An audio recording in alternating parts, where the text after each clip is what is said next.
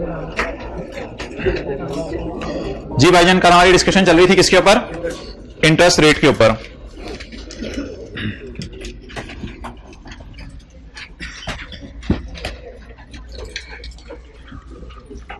Interest rate के ऊपर हमारी डिस्कशन चल रही थी। लेसर कौन सा रेट यूज करता है? Simple lessor, implicit rate. Lessee को अगर लेसर का इम्प्लिसिट रेट पता हो तो बहुत अच्छा, अगर ना पता हो तो इंक्रीमेंटल। इस तफसील में जाने की जरूरत नहीं कि इंक्रीमेंटल बोरोइंग रेट क्या होता है, ये कोई तफसील इतनी इंपॉर्टेंट नहीं थी।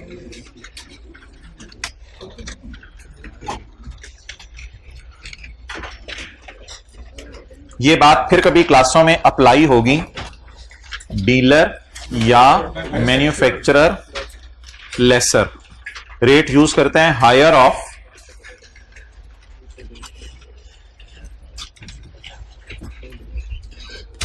इम्प्लिसिट और market rate. Higher of implicit और मार्केट रेट।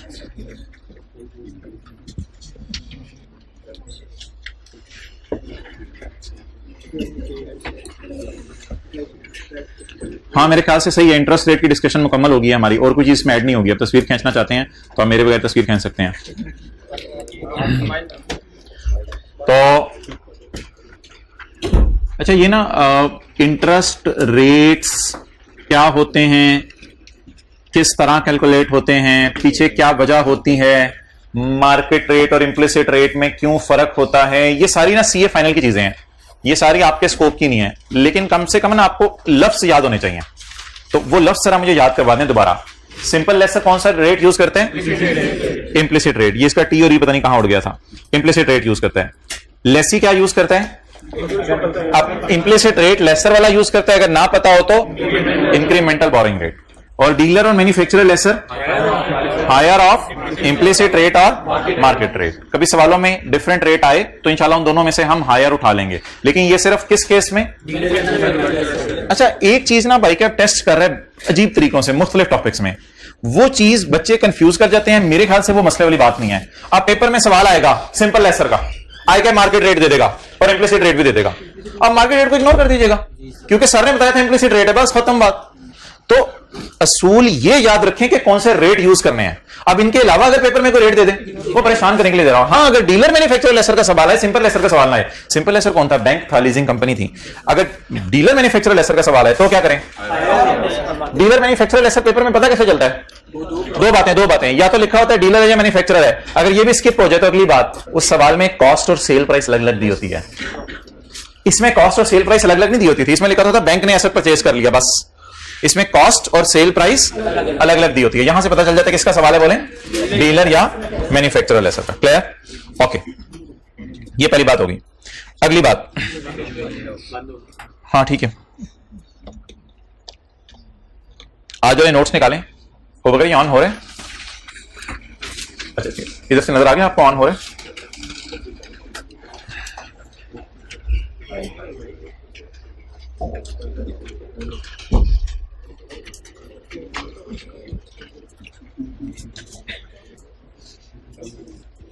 कल या परसों जूम के सेशन में किसी स्टूडेंट ने एक सवाल पूछा है, तो उसके सवाल का जो है वो जवाब मैं देने लगा हूं।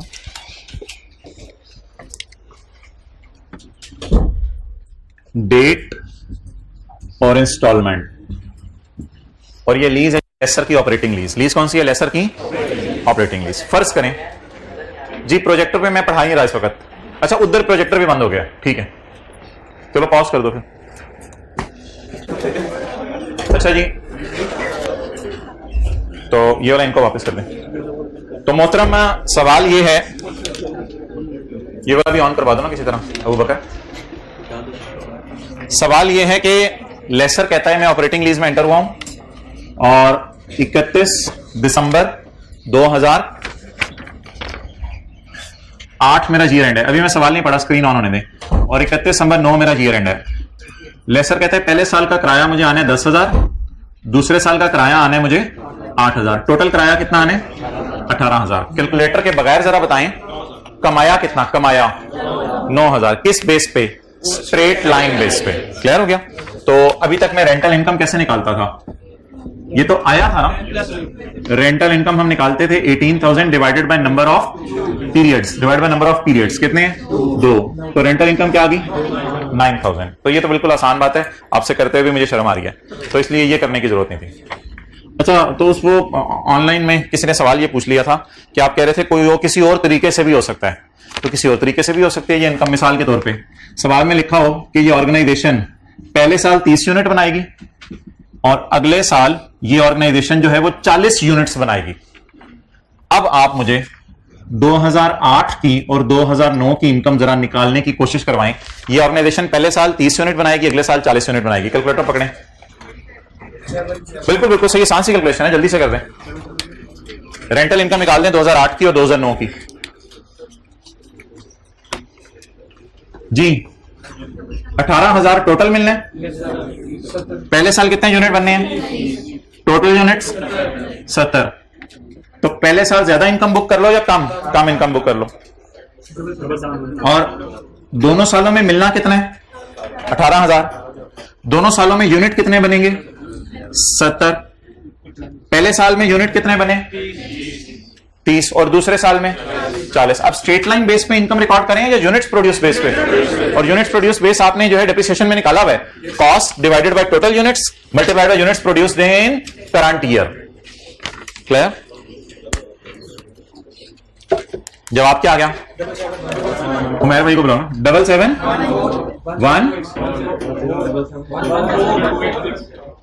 77128 आया कमाया, आया कमाया। नोट कर लें।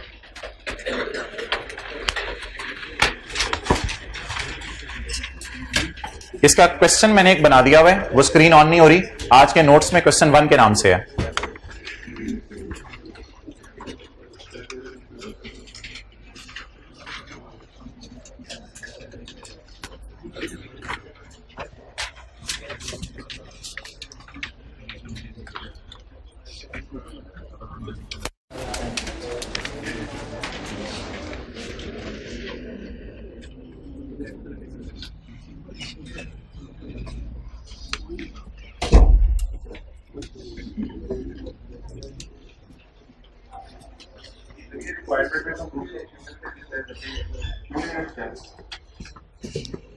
वो मैं सवाल आपको सही करवा देता हूं।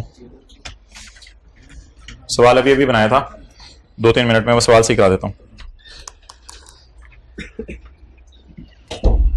अच्छा जी, स्क्रीन नहीं चल रही, मैं सवाल पढ़ देता हूं जबानी। Bank leased an asset on operating lease. Bank leased an asset on operating lease on the following terms. Fair value of asset is 50,000. Lease term is 2 years.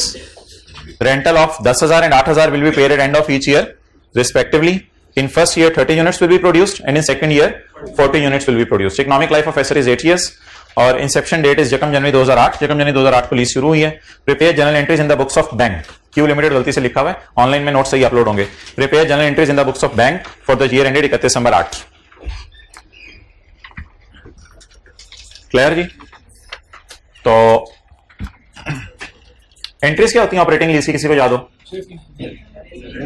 पहले एसेट खरीदते हैं, बोले एसेट डेबिट कैश क्रेडिट, आया और कमाया। और आखिरी entry कौन सी होती है? Depreciation debit accounted depreciation. Note कर लें, ये 4 एंट्रीज होंगी पहले साल। ऑपरेटिंग लीज जरा रिवाइज होगी। एसेट कितने के? 50,000 का। आया कितना? 10,000। कमाया कितना? 771 डेप्रिसिएशन। ओ भाईजान, लेसर लीज टर्म पे नहीं डेप्रिशिएट करता। लेसर किस पे डेप्रिशिएट करते हैं? यूजफुल लाइफ पे। यूजफुल लाइफ कितनी है? 6 to 50। ये पहले साल की एंट्रीज हैं। उदासी हो जाएगी क्लास आपके बगैर। आपके बारे में बात कर रहा हूं, आपने नहीं जाना। हर आप।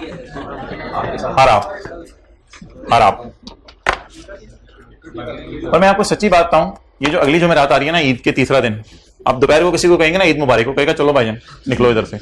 कौन सी ईद मुबारक? तीसरा दिन चल रहा है आज। तो आपने प्यार से बोरी बिस्तर उठाने, बैग उठाने और इधर आ जाना है। इधर आपको जुम्मे को बहुत इज्जत दी जाएगी। मैं सीरियसली बता रहा हूं, आपको बड़ा प्रोटोकॉल दिया जाएगा।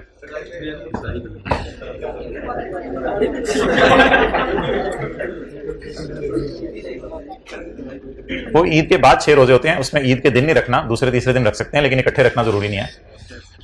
पूरे महीने में आपने रखने हैं माशाल्लाह। अच्छा,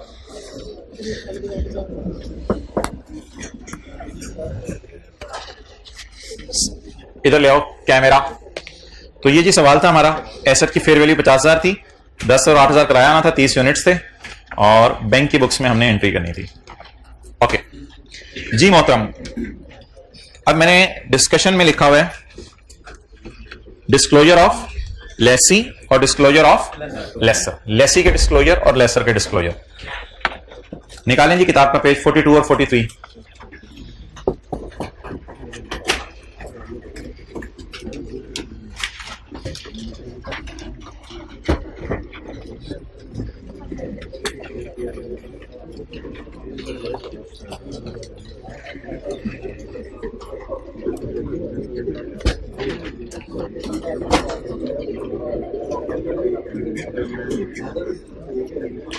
डिस्क्लोजर ऑफ लेसी, सिर्फ आपने 5 से 7 मिनट देनी है अटेंशन से, डिस्क्लोजर सारे खत्म हो जाएंगे, कोई इसमें कमाल चीज नहीं है और आसान सी चीज है। पहले जरा लेसी की अकाउंटिंग रिवाइज करा दें।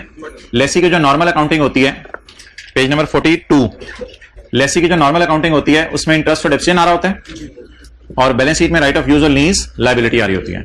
और जो शॉर्ट टर्म लीज इंटरेस्ट और डेप्रिसिएशन आ रहा होता है, लीज लायबिलिटी और राइट ऑफ यूज आ रहा होता है, इंटरेस्ट पेबल आ रहा होता है।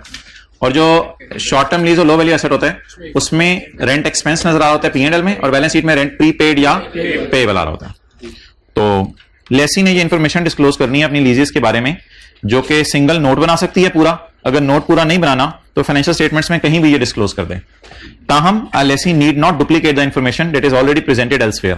कहीं और अगर वो इंफॉर्मेशन आ रही है तो 2 जगह डालने की जरूरत नहीं है। डेप्रिसिएशन P&L में नजर आ रही है तो कहीं और डेप्रिसिएशन दोबारा डालने की जरूरत नहीं है। तो if that information is incorporated by cross reference in the single note, अगर नोट में नीचे क्रॉस रेफरेंस देके कहीं और आपने डाल दिया है तो उसको डबल जगहों पे डालने की जरूरत नहीं है। छोड़े बताएं इन कहानियों को, मेन बात की तरफ आए। लेसी ने क्या चीज बताना है यूजर्स को? सबसे पहले डेप्रिसिएशन।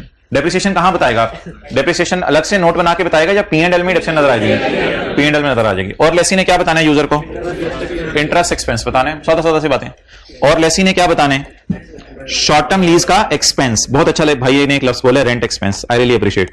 तो लेसी ने शॉर्ट टर्म लीज का रेंट एक्सपेंस बताने और लो वैल्यू एसेट का भी। बोले क्या बताने? इंटरेस्ट डेप्रिसिएशन या रेंट एक्सपेंस? Rent expense. अच्छा, ऐसी शॉर्ट टर्म लीज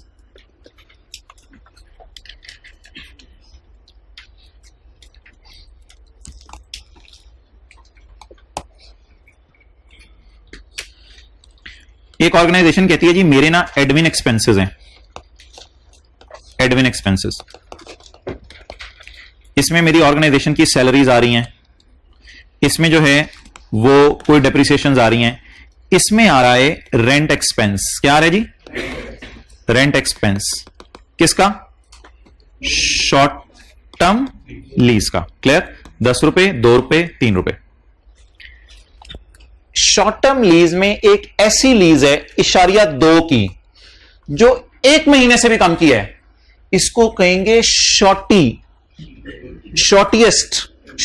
लीज, जो 1 महीने से भी किसकी है। तो इस 0.2 को आप इधर शो ना करो, आप इधर 2.8 शो कर दो। और 0.2 को एक लफ्ज होता था मिसलेनियस एक्सपेंसेस, याद है ना आपको? मिसलेनियस एक्सपेंसेस, चाय बिस्किट पानी का खर्चा, उसमें ये वाला 0.2 डाल दो। 0.2 के अलावा और चाय बिस्किट पानी का खर्चा भी आ रहा होगा, लेकिन ये 0.2 क्या होगा? Less than 1 month lease. आपने 2 दिन के लिए कोई गाड़ी किराए पे ले ली, लेस देन 1 मंथ लीज। तो कहते हैं इसके डिस्क्लोजर देने की जरूरत नहीं है, कहीं बीच बीच में किसी जनरल एक्सपेंसेस में मिसलेनियस एक्सपेंसेस में डाल दो। कहता है आई डू नॉट बॉदर। पहले मैं अंग्रेजी पढ़ लूं फिर आप नोट कीजिएगा।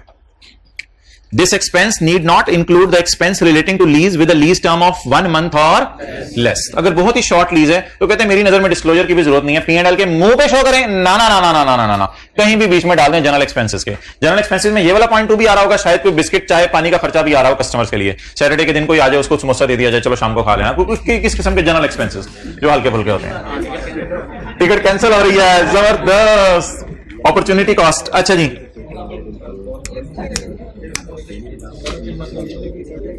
साथ वाले गाय ने नोट कर लिया, नजर रखें उस पर, क्योंकि फिर आगे वाले दिनों में उस पर किसी ने नजर नहीं रखनी। ऑप्शन है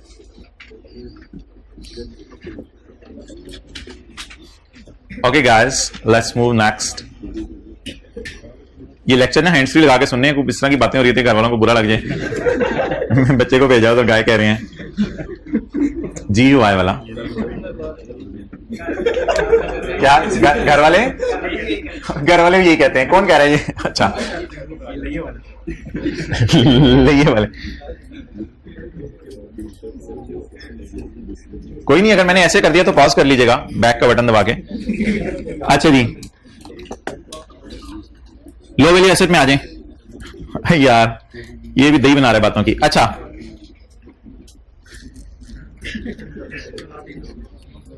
ये देखें एडमिन एक्सपेंसेस।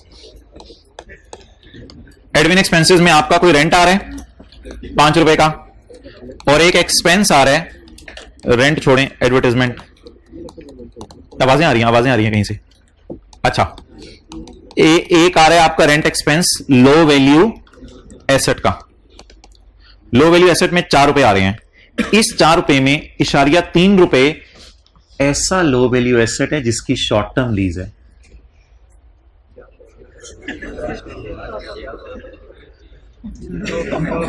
ऐसा लो वैल्यू एसेट है जिसकी, मिसाल के तौर पे यार, 4 में से इशारिया 3 माइनस करें, 3.7। अब ये घर में बोलिएगा अपने से, 3.7 में आपने लैपटॉप लीज पे लिया हुआ 3 साल के लिए, लेकिन लैपटॉप लो वैल्यू है, शॉर्ट टर्म।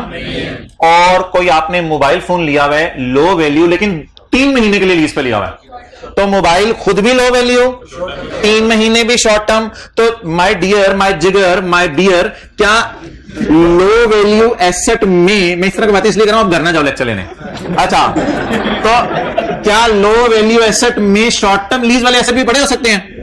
तो इसका डिस्क्लोजर कहते हैं अलग से देने की जरूरत नहीं, इसे कहां फेंक दो, मिसलेनियस एक्सपेंसेस में। ये 3.7 हो जाएगा, ये कितना हो जाएगा 0.3। ये क्या है? ऐसा लो वैल्यू एसेट जो कि लो वैल्यू होने के साथ साथ शॉर्ट टर्म लीज है। कहते हैं मुझे इसके डिस्क्लोजर की भी जरूरत नहीं है, नहीं है, नहीं है। बेटा ये क्या कह रहे हैं सर? नहीं है, नहीं है, नहीं है। तो यार ये घर ना ले लेक्चर, इधर ही लेके जाएं जो भी लेने आप।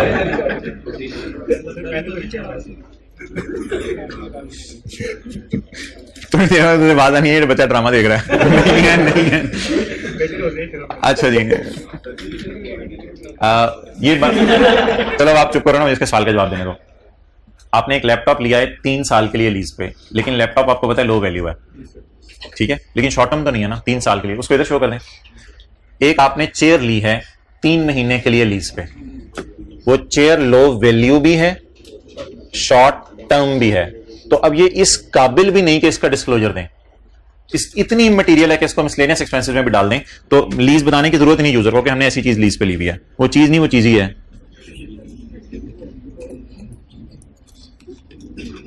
This expense shall not include expense relating to short term lease of low value asset. अगर short term lease low value asset की हो जाए तो फिर आपको उसको एक्सपेंस में दिखाने की जरूरत नहीं है। इसका डिस्क्लोजर इसका ओमिट कर दें या दे दें? ओमिट कर दें जी। जी, expense relating to variable lease payments, expense relating to variable lease payments.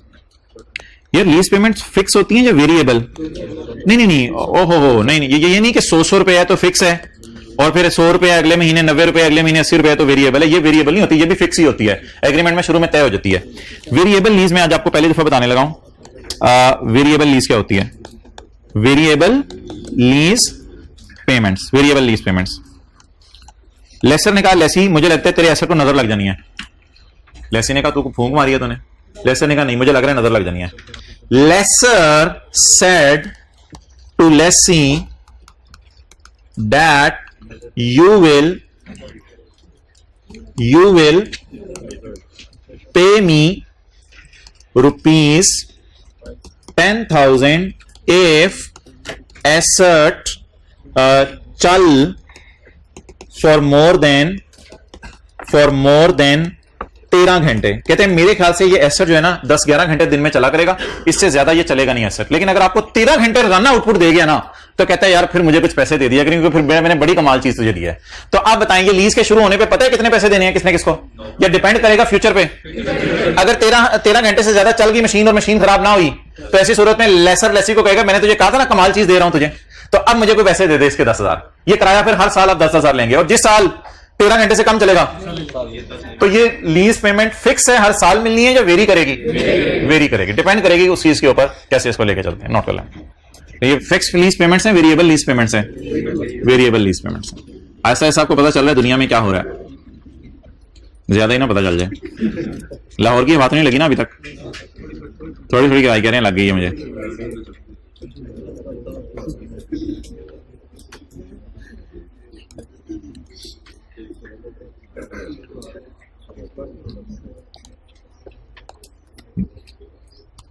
अच्छे बुरे लोग हर जगह हैं, आपको अच्छे लोगों की हवा लगी होगी शायद। साथ वाला अच्छा बच्चा, जल्दी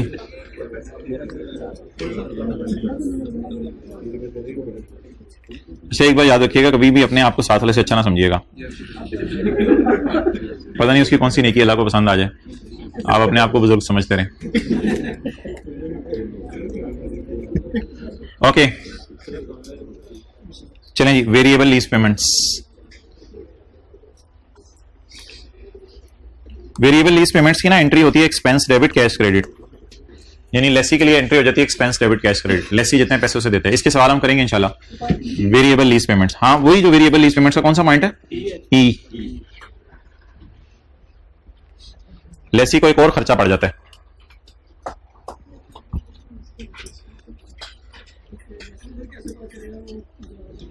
लेसी सच बोलेगा, हम ये अज्यूम करेंगे, वरना तो फिर नहीं चल सकता ना दुनिया में कोई भी काम।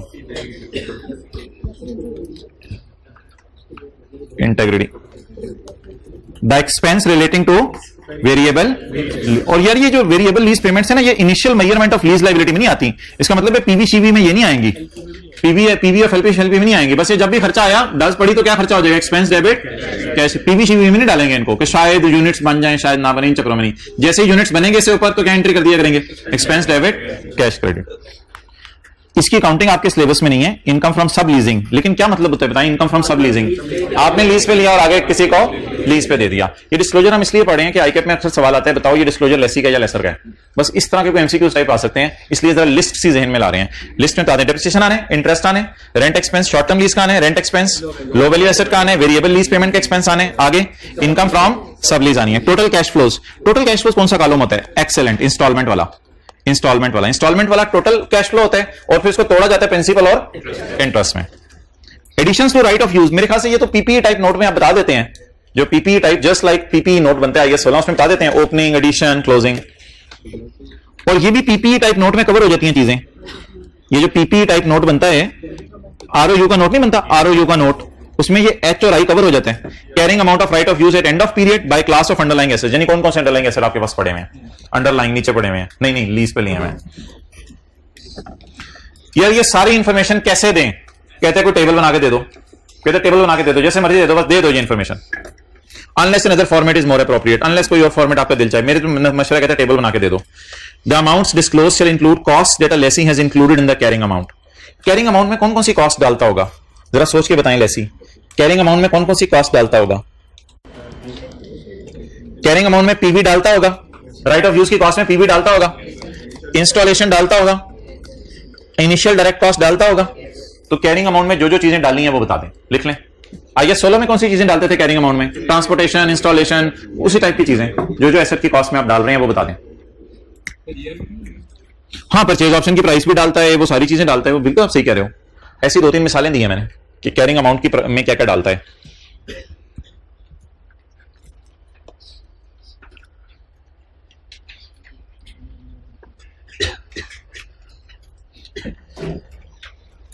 अच्छा जी, आपके P&L में शॉर्ट टर्म लीज का रेंट एक्सपेंस नजर आ रहा है कार्स का, यानी 2-3 महीने के लिए आपने गाड़ियां लीज पे ली हैं 50 मिलियन का. In next year you are planning for having generator on short term lease. Plan कर रहे हैं और next year you have made commitment, आपने अगले बंदे से एग्रीमेंट साइन कर लिया है कि मोहतरम मैं अगले साल आपसे क्या लूंगा लीज पे, जनरेटर. इसका डिस्क्लोजर देना जरूरी है कि मैं अगले साल जनरेटर लेने लगा हूं, क्योंकि आप डिफरेंट क्लास की तरफ जा रहे हैं. और अगर आपने गाड़ियां ही अगले साल दोबारा लीज पे लेने की कमिटमेंट किसी से कर लिया तो वो बताने की जरूरत नहीं, क्योंकि यूजर को पता है गाड़ियां तो पहले भी लीज पे ली हैं, अगले साल भी लीज पे ले ही लेंगे. लेकिन अगर कोई नई चीज लीज पे लेने जा रहे हैं तो उसका डिस्क्लोजर करना पड़ेगा. यानी आपने ये अम्मी को नहीं बताना कि आज जो है वो अफ्तारी के अंदर जो है वो रूह अफ़ज़ा भी है, फ्रूट चाट भी है और जो दही भल्ले भी हैं. हाँ, अगर आप जो है वो बर्गर की तरफ जा रहे हैं तो वो फिर बताना जरूरी है, क्योंकि वो 2-3 दिन से नहीं है. तो जो अजीब सी चीज है वो बताना जरूरी है, जो चीज चल रही है P&L में वो बताना जरूरी नहीं है. कौन सा पॉइंट है ये? 3. Short term lease rent expense already नजर आ रहा है. कार का जनरेटर का कमिट कर लिया कि अगले साल से लेंगे, तो ये बता दें यूजर को अगले साल से हम जनरेटर लीज पे लेने लगे हैं, ना छेड़ी मलंगानू. हैंड फ्री लगा के लेक्चर सुनने हैं. ग्रीन शर्ट हंस रहे हैं पहली रो में बैठ के हाइब्रिड में. कल आओगे हाथ खड़ा करो, परसों आओगे हाथ खड़ा करो, तरसों आओगे हाथ खड़ा करो. हाथ नीचे कर लिया है.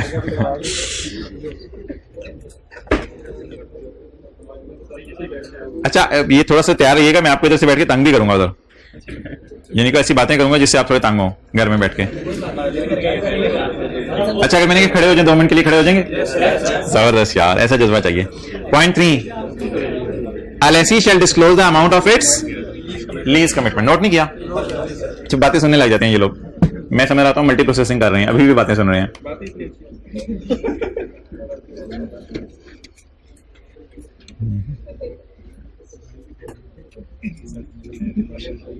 लेक्चर्स में ना ये कोई 1.5x 2x ऐसी कोई ऑप्शन नहीं होती, ये 1x ही एक ऑप्शन है. 2.5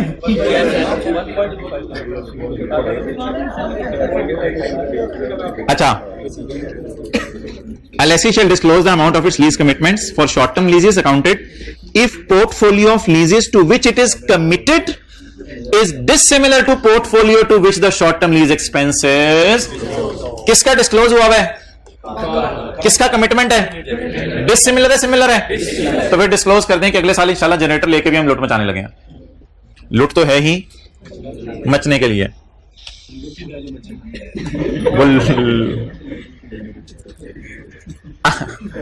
LIC डेट.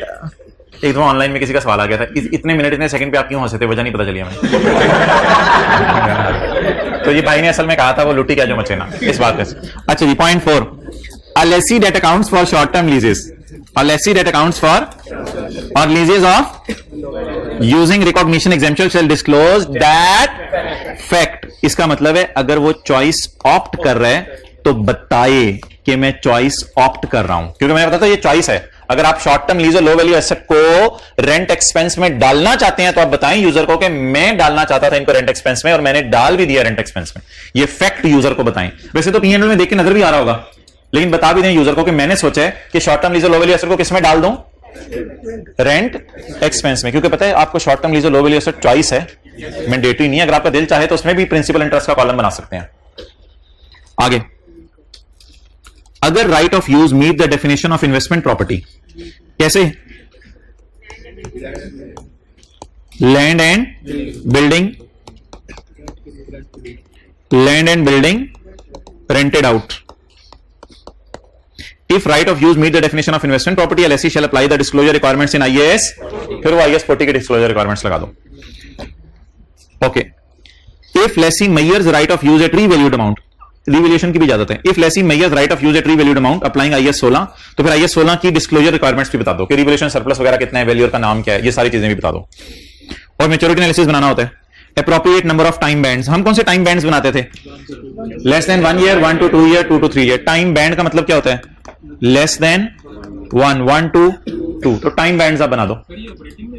नहीं, ऑपरेटिंग तो है ही नहीं भाईजान, हम लेसी के डिस्क्लोजर पढ़ रहे हैं. लेसी के अंदर तो फाइनेंस ऑपरेटिंग होता ही नहीं. Balance sheet required to disclose maturity analysis for future lease payments. For future होता था ना, विदाउट डिस्काउंटिंग का क्या मतलब है? इंस्टॉलमेंट वाला कॉलम उठाते थे या प्रिंसिपल वाला? इंस्टॉलमेंट वाला कॉलम क्या होता है? डिस्काउंटिंग के साथ होता है, विदाउट डिस्काउंटिंग? Without discounting. अच्छा, ये आपको कीनिया की फाइनेंशियल स्टेटमेंट याद है? कीनिया की फाइनेंशियल स्टेटमेंट से कंपनी की, मुझे ये बता दें, अगर आप इसकी बैलेंस शीट का मुंह देखें, अगर आप इसकी बैलेंस शीट का मुंह देखें, मुंह दिखाई नहीं मैं बोल रहा, कल से मैं एहतियात करूंगा ऐसे लफ्ज जो है वो बार बार ना बोलूं। तो अगर आप इसकी बैलेंस शीट का मुंह देखें तो मुंह पे पीपीई आ रहा है, आंखें आ रही हैं, मुंह पे नाक आ रहा है बायोलॉजिकल एसेट, मुंह पे होंठ आ रहे हैं राइट ऑफ यूज एसेट। तो राइट ऑफ यूज एसेट को इन भाईजान ने पीपीई में डालना पसंद किया या अलग से शो करना पसंद किया है? तो ये पीपीई और राइट ऑफ यूज अलग अलग क्यों नजर आ रहे हैं? पीपीई ओन्ड है जो आपने बाय किए हुए हैं, और राइट ऑफ यूज लीज पे लिए हुए हैं। लेकिन स्टैंडर्ड कहता है अगर आप पीपीई के अंदर राइट ऑफ यूज डाल दो तो मुझे कोई एतराज, लेकिन फिर नोट 18 में सब नोट बनाना, नोट 18 जो है ना, नोट 18 हो ना पीपीई का, फिर नीचे जाके अलग से बताना नोट 18 में कि ये वाले मेरे ओन्ड है और ये वाले मेरे। लेकिन आजकल ऑर्गेनाइजेशन आसान काम करती हैं, ऊपर ही ऊपर अलग कर देती हैं, पीपी अलग कर देती हैं, राइट ऑफ यूज अलग कर देती हैं। लेकिन क्या इजाजत है बैलेंस शीट में? जरा बता दें बैलेंस शीट में किस चीज की इजाजत है? राइट ऑफ यूज को कहां डाल सकते हैं? लेकिन अगर डाला तो फिर एक काम करना है आपने, फिर पीपीई के सब नोट में जाके बताने कि इतने मेरे ओन्ड है और इतने मेरे लीज हैं। हर गए वापस आए, घर से ना आ जाइएगा वापस कहीं। On the balance sheet, on the balance sheet feel करें, on the balance sheet, on the right of use can be presented इधर separately or in the same line item in which the underlying asset would be presented as PPE, या PPE में इसको डाल दें, आपकी मर्जी है। अच्छा जी, यार लीज लाइबिलिटीज और बाकी लाइबिलिटीज को इकट्ठा करके डाला जा सकता है? कहते हैं आपकी मर्जी है, डालना है तो डाल दो, मेरा मशवरा अलग ही होनी चाहिए वैसे। The lease liability can be presented इधर as a separate line item और together with other liabilities. Other liabilities इसमें कौन सी हो सकती हैं? बैंक लोन, तो लीज लाइबिलिटीज को भी बैंक। अच्छा, इस ऑर्गेनाइजेशन ने देख लेते हैं क्या किया हुआ है वैसे। देखें इसने क्या किया हुआ है, अलग अलग आ रहा है, लीज ऑब्लिगेशन अलग आ रहा है, किसी और चीज में मर्ज करके शो। कहते हैं मेरी नजर में अगर कोई बैंक लोन वगैरह है और लीज लाइबिलिटी उनको मर्ज करके शो कर सकते हो। The lease liability can be presented इधर as a separate line item और टुगेदर विद अदर। ये सारी डिस्कशन अब हमारी किसकी शुरू हो गई है? बैलेंस शीट की। If the right of use and lease liability are not presented as separate line, अगर सेपरेट लाइन नहीं नजर आ रही, हमारे तो शुक्र है नजर, अगर सेपरेट लाइन नजर नहीं आ रही तो क्या करो बताएं जल्दी यार। Entity shall disclose in the notes के उसमें उसकी कितनी कैरिंग अमाउंट पड़ी हुई है, क्लियर। लेकिन IAS 40 वालों को IAS 16 में नहीं डालना, क्योंकि वो तो बिल्कुल अलग चीजें हैं, उनके लिए तो इन्वेस्टमेंट प्रॉपर्टी का स्टैंडर्ड है। The above requirement is not applicable to right of use that meet the definition of investment property. P&L में क्या करें भाईजान? सारी डेप्रिसिएशनों में लीज वालों का डेप्रिसिएशन भी डाल दें और बाकी सारे इंटरेस्टों में इसका भी इंटरेस्ट डाल दें। पढ़ के देख लेते हैं। अच्छा, वैसे आपने कभी P&L का बूथा देखे? P&L का बूथा, P&L के बूथे पे सेल आती है, कॉस्ट ऑफ सेल आती है, ग्रॉस प्रॉफिट आते हैं, सेलिंग एंड डिस्ट्रीब्यूशन एक्सपेंसेस आते हैं, इसमें डेप्रिसिएशन वगैरह आती हैं। और ये फाइनेंस कॉस्ट क्या है? इंटरेस्ट एक्सपेंस वगैरह। तो ये P&L का बूटा नहीं, बूथा है। इन P&L the depreciation is presented in same line item in which similar expenses such as PPE के डेप्रिसिएशन are shown, वो उसमें डाल के शो कर सकते हैं। और interest on lease liability is presented as part of, और इंटरेस्ट कहां शो करना है? बोले P&L के मुंह पे, फाइनेंस कॉस्ट में। ये किसका मुंह है? P&L का मुंह है। However, the amount of interest on lease liability has to be disclosed in the notes. कोई बंदा मुझे बता दे इस बात का मतलब।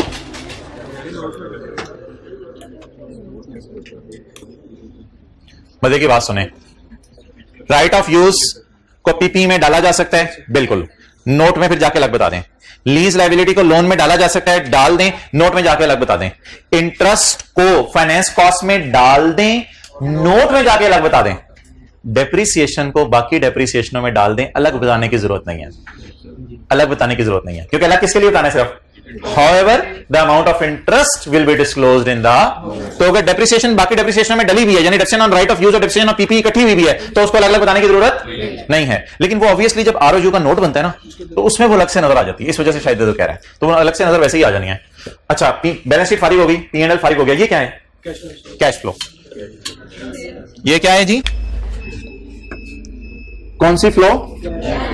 Cash flow. किताब दीजिए। कैश फ्लो के अंदर आपने क्या करना है? अच्छा भाई, कैश फ्लो के अंदर कौन कौन सी एक्टिविटीज होती हैं? ऑपरेटिंग, फाइनेंसिंग और इन्वेस्टिंग। अगर आपको भूला हुआ ऑपरेटिंग, फाइनेंसिंग एंड इन्वेस्टिंग तो वो मेरी तरफ से सुन लें। ऑपरेटिंग होती है, अगर ऑनलाइन क्लास में उधर आवाज भी आ रही है तो काफी है, प्रोजेक्टर जरा देखो ऑन हुआ है या नहीं।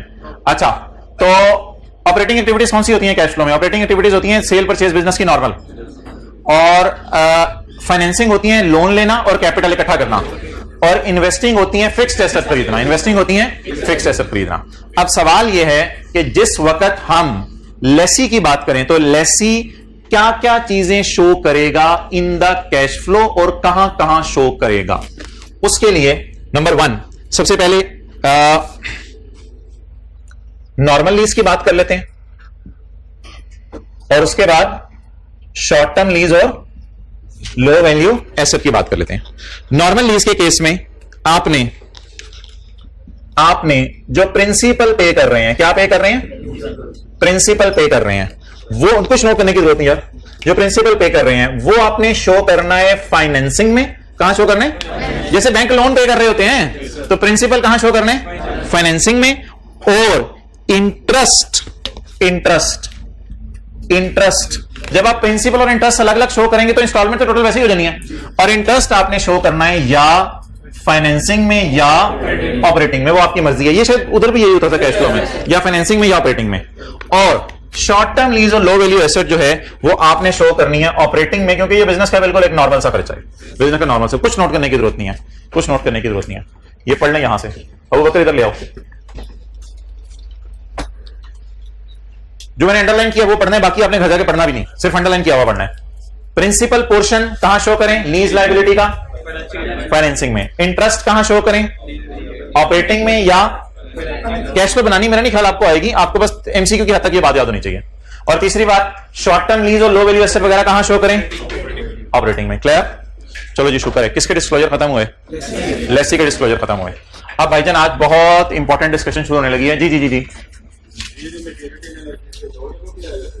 कहां पे? नोट और डिस्क्लोजर एक ही चीज होती है, नोट डिस्क्लोजर कोई अलग चीज नहीं है। ठीक है भाई माय डियर? क्या मोहतम? किससे? वो कहां से आ गई? क्लास के बाद पूछ लो सवाल। Initial direct cost treatment, page 39 निकालें।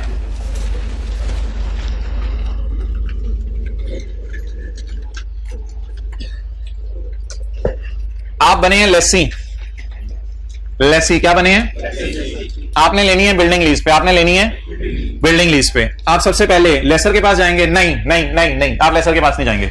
आप मार्केट में जाएंगे, मार्केट में किसी डीलर को ढूंढेंगे, डीलर को, कमीशन एजेंट को। उसे कहेंगे अच्छा लेसर कौन है, जरा मुझे रिश्ता कराने वाला जिसे आप कहते हैं। तो आप किसी कमीशन एजेंट के पास जाएंगे, लेसी को कहेंगे मुझे अच्छा सा लेसर ढूंढ के दो। लेसर कहेगा, लेसी वो कमीशन एजेंट पूछेगा क्या नेक हो, पाकबाज हो, पाक सीरत हो, क्या उसमें खूबियां होनी चाहिए। तो लेसी लेसर के पास सीधा नहीं जाता, लेसी किसके पास जाता है? एजेंट के पास जाता है। एजेंट को कहता है मैं तुझे पैसे लगाता हूं 10-15 हजार रुपया, अच्छा सा लेसर ढूंढ के देते मुझे, ठीक है, मैंने एसेट लीज पे लेने। Done, number 1। नंबर 2, लेसर के पास जब जाएगा लेसर के पास लेसी जाएगा तो लेसर कहेगा हाँ भाई केड़े पिंड से आया, तो ये कहेगा वो पिंड नंबर 403 से आया हूं। कहता है भाईजान तुझे मैं एसेट लीज पे नहीं दूंगा, मुझे सिक्योरिटी रखवा। ये कहेगा भाईजान उठो ग्रीन शर्ट। ये कहेगा भाईजान ऐसा करें आप मेरे साथ मेरे गांव में चलें, वहां पे मेरी लैंड है, उस लैंड के कागजात में आपको रखवा देता हूं, कोलेटरल सिक्योरिटी। आने जाने का खर्चा होगा, वो खर्चा लेसी बर्दाश्त करेगा। ये भी एक खर्चा है जो लीज के लिए करना पड़ेगा। कहां तक पहुंच गए? हमने इसको सिक्योरिटी दिखा दी, आगे चलें। इसके बाद जब लीज एग्रीमेंट साइन होने लगेगा तो लेसर लेसी को कहेगा भाईजान मेरा लॉयर इस वक्त गया है, तू अपने लॉयर को बुलवा और एग्रीमेंट को लिखवा। अब लेसी बेचारा चाहते ना चाहते हुए लॉयर को बुलाएगा और लॉयर को फीस देगा और एग्रीमेंट क्या करवाएगा? ड्राफ्ट करवाएगा। उसके बाद एक स्पेशल मीटिंग होगी लेसी और लेसर के दरमियान, जो हो सकता है किसी पीसी होटल के अंदर हो, और वहां पे लॉयर और वो दोनों लेसी लेसर और उनका आपस में निकाह। मैं कह रहा हूं इधर लेक्चर लेके चले जाएं, फिर आप लोग कह रहे हैं। तो लेसी लेसर जो है वो क्या करेंगे? लेसी लेसर जो है वो वकील की मौजूदगी के अंदर जो है वो लीज एग्रीमेंट साइन करेंगे। तो खाने छाने का खर्चा होगा निगोशिएशन के दौरान, वो भी एक खर्चा आएगा लीज का जो जरूरी खर्चा है। और चलते चलते अगली बात, पेमेंट मेड टू एग्जिस्टिंग। हाँ, उसके बाद जब लेसी जाएगा तो पता चलेगा उस बिल्डिंग में कोई पुराना लेसी बैठा हुआ है। अब लेसी लेसर को फोन करेगा भाईजान आओ इनू कटो। लेसर कहेगा भाई मेरे बस की बात नहीं, मेरे पास की बात नहीं। तो लेसी अब क्या करेगा, गुंडे गुंडे बुलवाएगा, फी गुंडा 5,000 रुपया। तो 2 से 3 दिन लगेंगे, 5 गुंडे 3 दिन 5,000 रुपया, तो ये 60-70,000 भी लेसी का खर्चा आ गया, पुराना लेसी फारक, यानी कि निकल जाएगा। तो अब नया लेसी इसके अंदर आकर रहने लग जाएगा। ये जो सारे खर्चे लेसी ने किए हैं, ये लेसी ने क्यों किए हैं? For the purpose of lease. इसको कहते हैं इनिशियल डायरेक्ट कॉस्ट या इनडायरेक्ट कॉस्ट। डायरेक्ट कॉस्ट, इन सारी कॉस्टों को पकड़ के आरओयू में डेबिट कर दिया जाएगा। लेसी के केस में मैंने आपको एंट्री बताई थी, ROU debit, cash credit. Okay, किथे है pen? IDC, let's see the IDC. Incremental cost, कौन सी कॉस्ट? इधर ही लेक्चर लेके चले जाएं। Incremental cost of obtaining a lease. कितने लोग कह रहे हैं 1-2 दफा और कहना, हमने टिकट कैंसिल करा देनी है। मैं कह दूंगा 1-2 दफा और। Incremental cost of obtaining a lease that would not have been incurred if the lease had not been। अच्छा, ये जो note down, अंग्रेज कहते हैं note down, there are 2 nots, so it means there is a positive sign। तो 2 not मैंने छोड़ के पढ़ लें, फिर भी बात समझ आ जाएगी। तो incremental cost of obtaining a lease that would have been incurred if the lease had been। अगर लीज लेते तो ये कॉस्ट होती है। 2 नॉट है तो ऐसे बोंगी मारी हुई है। अगर ये लीज ना होती तो ये कॉस्ट भी ना होती। ओ पागल, ये लीज होती तो ये कॉस्ट होती। तो कहते हैं ठीक है, होती बरादरी से हूं मैं। टिपिकल आईडीसीज, तो नॉट को काट भी देंगे तो आपका गुजारा कम से कम चल जाएगा। साथ वाले का मुझे नहीं पता, आपका गुजारा चल जाएगा। Typical IDC of Lesi include commission, legal fees, cost of negotiating lease term and conditions, cost of arranging security and payments made to existing tenant to obtain the lease। इसको कहते हैं किक आउट कॉस्ट।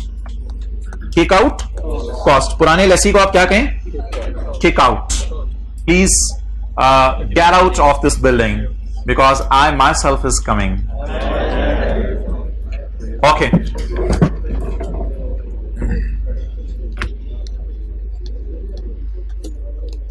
आईडीसी किसकी जेब से जा सकती हैं? 5 से 7 मिनट आपने आंखों फाड़ फाड़ के देखना है। आईडीसी किसकी जेब से जा सकती हैं? लेसी। और हो सकता है लायर को पैसे लेसी ने दिया, हो सकता है लायर को पैसे लेसर ने दिया, दोनों की जेब से जा सकती है आईडीसी। लेसी कौन कौन सा? ठीक के रखें काम को। लेसी कौन कौन सा? सिंपल, लो वैल्यू एसेट या short term lease. ROU debit, cash credit. 5 paper question number 13 class में किया था हमने। ROU debit, cash credit. इसका कोई सवाल नहीं किया, इसको आप एक्सपेंस में डाल दें। इसको आप आरओयू तो बनाती नहीं ना इधर, तो इधर आईडीसी को भी कहां डाल दें? एक्सपेंस में डाल दें। कौन सा लेसी? लो वैल्यू एसेट या शॉर्ट टर्म लीज। सबर सबर सबर सबर सबर सबर सबर। Lessor, lessor. ना ना ना माय डियर, माय बबलू, नहीं, ये हैंड्स फ्री आके लेक्चर सुनने हैं बस सुने। माय बबलू, सिंपल लेसर और मैन्युफैक्चरर और डीलर लेसर। बबलू फाइनेंस और बबलू ऑपरेटिंग। बबलू फाइनेंस। बेटा ये किसको क्लास में पढ़ा रहे हैं सर? अम्मी को क्लास में ना एक बबलू आता है, बबली चॉकलेट। अच्छा, सिंपल लेसर। बैंक, बैंक या लीजिंग कंपनी कौन सी लीज कर सकता है? फाइनेंस लीज मुझे नहीं पता, पांचों में से एक टेस्ट भी पास हो जाए और पांचों टेस्ट फेल हो जाए तो ऑपरेटिंग लीज। ये मैंने भी आपको समझानी है। इसमें हमारे 25 मिनट इंशाल्लाह जो है वो कीमती बनेंगे। आप समझेंगे जाया होंगे, मैं कहूंगा कीमती बनेंगे।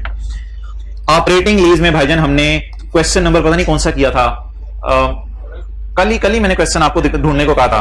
क्वेश्चन नंबर 12 किया था, किस पेज के ऊपर? इसमें मैं आपको बता दूं करना क्या होता है। इसमें 2 काम करने होते हैं। आपने पहले उसको एसेट की कॉस्ट में डालना होता है और इसके बाद अगली एंट्री आपने करनी होती है डेप्रिसिएशन की। याद आ रहा है कुछ 6,000 रुपए थे पता नहीं, और डेप्रिसिएशन आप करते हैं किसके ऊपर? लीज टर्म के ऊपर। अभी सारा याद मैं कराऊंगा, तुम्हें याद हो कि ना याद हो, तुम्हें ही याद आएगा जरा जरा। अच्छा, इस शायर में शेर। अच्छा, तो फाइनेंस लीज की इंशाल्लाह बात करेंगे। ये मैन्युफैक्चरर डीलर लेसर के केस में ये हो जाएगी एक्सपेंस आउट, ये हो जाएगी एक्सपेंस आउट, P&L में चली जाएगी। और ऑपरेटिंग लीज के केस में आप इस तरह थल्ले आए कि आप ऊपर भी मौजूद रहें। ठीक है जी, इसको कॉपी पेस्ट कहते हैं अंग्रेज।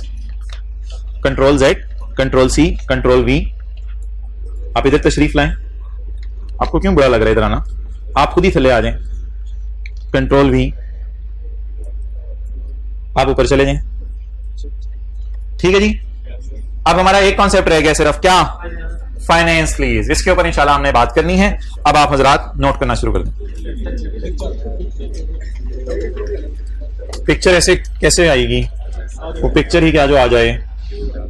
इसको थोड़ा सा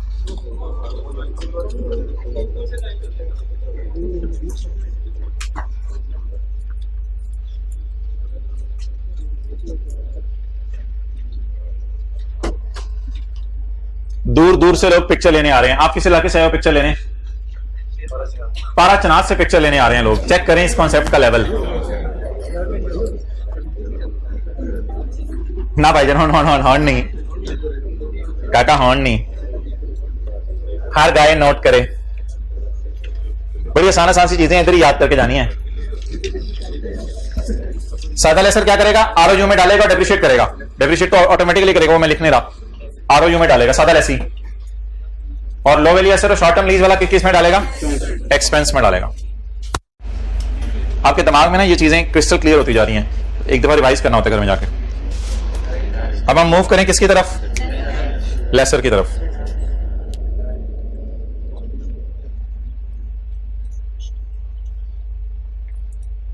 फिर आखिरी दिन हो रहे होते हैं ऑनलाइन वाले, एक दूसरे को मैसेज भेज देते हैं, वो आईडीसी वाली समरी की तस्वीर जरा भेजना मुझे। चाची तू नोट कर लेना सी। I was busy at that time, that's why. जी, लेसर कौन कौन सा? सिंपल और मैन्युफैक्चरर या डीलर लेसर। सिंपल लेसर की फाइनेंस लीज अभी मैंने आपको पढ़ानी है। डीलर मैन्युफैक्चरर लेसर अगर आईडीसी आ जाए सवाल में, वो एक्सपेंस में डालनी है। अच्छा, इसका सवाल नंबर बता दें मुझे। ये जो ऑपरेटिंग वाला, ये भी किया है सवाल। क्वेश्चन अभी को नंबर बता रहा था, पेज नंबर भी बता रहा था।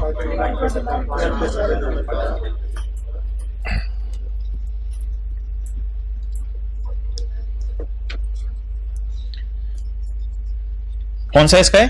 Question number page 529।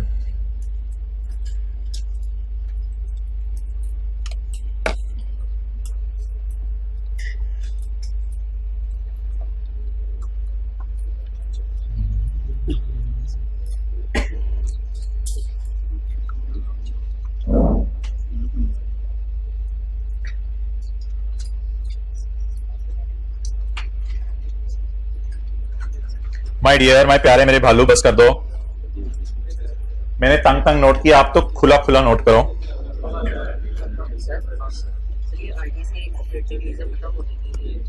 Lease term के ऊपर दोबारा फिर अगली फिर वो खत्म भी तो हो जाएगी ना अगली लीज टर्म के ऊपर।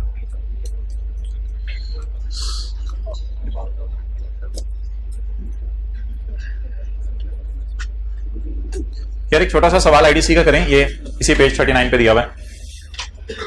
अ company entered into a lease agreement, legal adviser fees is 30,000। डालेंगे आईडीसी में? नहीं डालेंगे? डालेंगे। लीगल एडवाइजर की फीस ये देखें, ये किधर आ रही है? ये legal fees. Our own manager also spend 15 दिन on lease negotiation. His monthly salary is 1 lakh. 1 lakh का आधा करके डालें। 15 दिन उसने काम किया इस लीज पे। क्यों? नहीं, काम ही उसका लीज अरेंज कराना नहीं है। ये तो मुनासिब नहीं है कि उसका काम रिश्ते कराने हैं। असल में वो हमारा मैनेजर बाकी भी तो काम करता है, तो उनको तनख्वाह तो मिलनी थी। ये लीज होती या ना होती, ये लीज की वजह से इसको तनख्वाह, ये तो नहीं लिखा हुआ एक्स्ट्रा तनख्वाह दे रहे हैं महीने में, तो एक्स्ट्रा तनख्वाह दे रहे होते लाख से ऊपर, फिर वो बन जानी थी। लेकिन ये उसी लाख में उससे ये काम भी करवा रहे हैं। तो आईडीसी कितनी है? Manager salary is not, because he must be paid weather he arranges a lease और नॉट। वो लीज अरेंज करे या ना करे, मैनेजर को अलग से पैसे नहीं देने पड़ने थे। क्लियर? और अगर मैनेजर की तनख्वाह लाख होती है, लीज के लिए उसे लाख 10,000 देते, फिर वो आप ऐड कर सकते हैं। क्वेश्चन 19 निकालें चैप्टर नंबर 9 में, page 532। Page 532।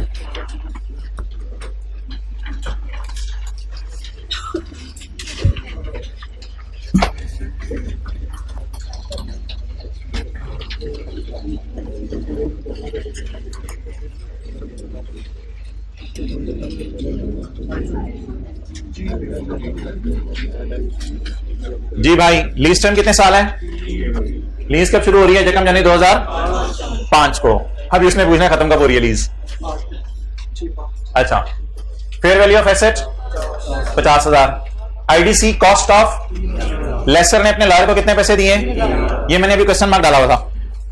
Down payment 10,000। Annual rental, residual value unguaranteed, guaranteed कोई है ही नहीं, सारी अनगारंटेड है। Interest rate, repair generated in the books of lessor for the year ended 31 December 2005। अच्छा जी, लेसर का सिंपल लेसर है, मैन्युफैक्चरर डीलर लेसर है, सिंपल लेसर है ना, बस फेयर वैल्यू दी हुई है। कॉस्ट और फेयर वैल्यू मैंने कहा अलग अलग नहीं दी होती, तो सिंपल लेसर है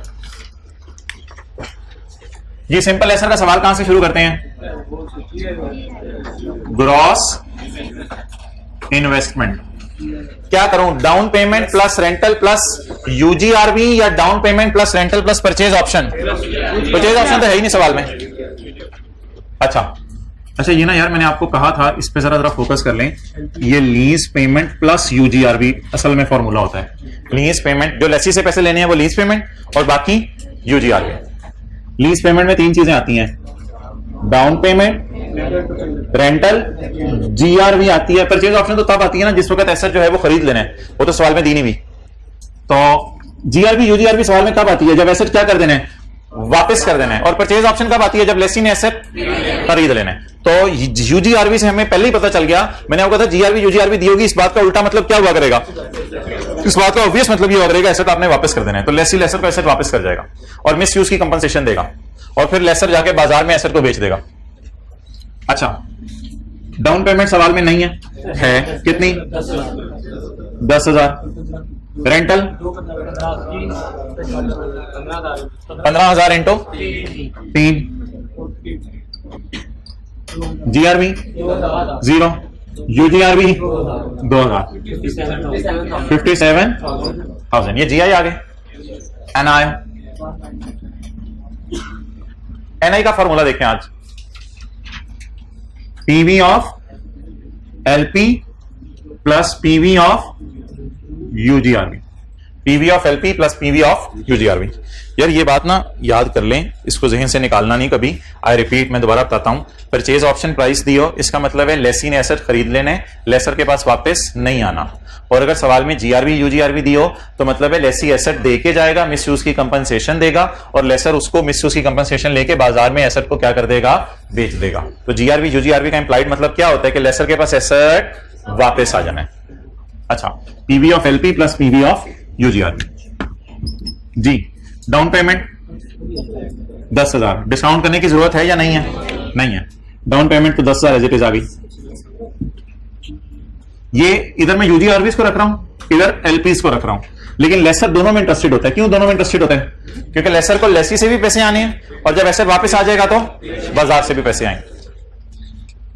15,000 into 1 minus 1.04484 raise to power minus divided by 0.04484 plus 0 GRB. और इसको मैं ब्लू मार्कर से लिखता हूं। 2,000 को एक दफा वापस बुलाना है या कई 2,000 हैं? जीआरबी, यूजीआरबी, परचेज ऑप्शन प्राइस और टर्मिनेशन पेनल्टी, ये 4 चीजें कई दफा आती हैं या एक ही दफा आती हैं? तो इनको सिंपल डिस्काउंट करके हमेशा बुलाना है। और ये हमेशा कहां प्लॉट हुई होती हैं? बिल्कुल लीज के एंड पे। तो लीज एंड कितने साल बाद हो रही है? 3 साल बाद। तो इसको 3 साल पीछे बुला लें। आओगे वापस 3 साल पीछे? उसने कहा हाजिर जनाब, आपके लिए जाना हाजिर है। 1.04484 अबू बकर रेज़ टू पावर माइनस 3। नहीं, दोनों का ना मुझे अलग अलग टोटल बताओ आज। दोनों का अलग, काले नीले का अलग टोटल बताओ। काले का अलग, नीले का अलग। आज के बाद हम पीवी ऑफ एलपी को काले का करेंगे और पीवी ऑफ यूजीआरबी को नीला का करेंगे। काले का टोटल 5124, नीले का टोटल कितना? 17। काले और नीले का ग्रैंड टोटल 53,000। काले और नीले का ग्रैंड टोटल।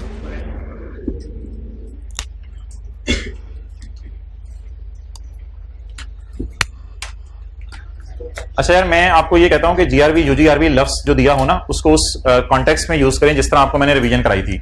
अब इसमें ये ना सोचा करें जीआरबी का मतलब ये होगा कि लेसी पैसे देके जाएगा या एसेट अच्छी कंडीशन में दे जाएगा, इस एतबार से सोचने की जरूरत नहीं। जिस एतबार से सोचना था वो आपको रिवीजन करवा दी हुई है, वो एनफ है। छोटी सी एक एहतियात बताई हुई है, लेसी जीआरबी जो सवाल में गिवन हो वो नहीं उठाता, एक्सपेक्टेड से उठाता है, सोचता है और फिर डिफरेंस डिफरेंस लेकर उठाता है, और लेसर जीआरबी एग्रीमेंट वाली उठाता है। ये छोटी सी बात ही, ये रिवाइज कराई हुई।